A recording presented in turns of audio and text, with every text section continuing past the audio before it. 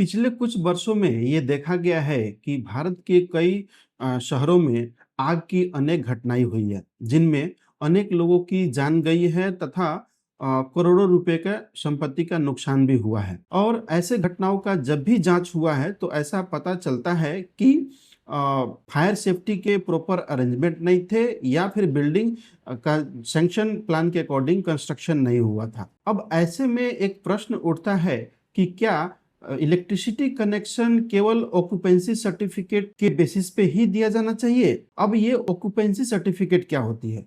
Occupancy certificate एक certificate होती है जो कि सैंक्शन प्लान के अकॉर्डिंग बिल्डिंग को कंस्ट्रक्शन करने के बाद से लोकल अथॉरिटी ऑक्यूपेंसी सर्टिफिकेट देती है।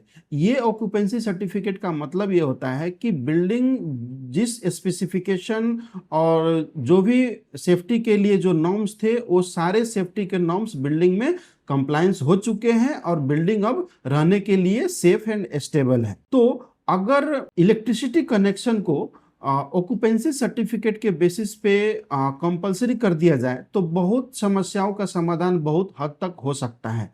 जैसे कि इलीगल कंस्ट्रक्शन भी एक बहुत बड़ा समस्या है, जो कि अगर इलेक्ट्रिसिटी कनेक्शन ऑक्यूपेंसी सर्टिफिकेट के बेसिस पे कर दिया जाए तो बहुत हद तक बहुत समस्याओं का समाधान हो सकता है। तो अगर हम देखें जिस तरीका से फायर का इंसिडेंट या फिर स्ट्रक्चरल सेफ्टी का इंसिडेंट या फिर इलीगल कंस्ट्रक्शन, जो भी इस तरह के समस्या है, बहुत हद तक इलेक्ट्रिसिटी कनेक्शन अगर ऑक्यूपेंसी सर्टिफिकेट के बेसिस पे हो जाए तो ये समस्या बहुत हद तक कम हो सकती है।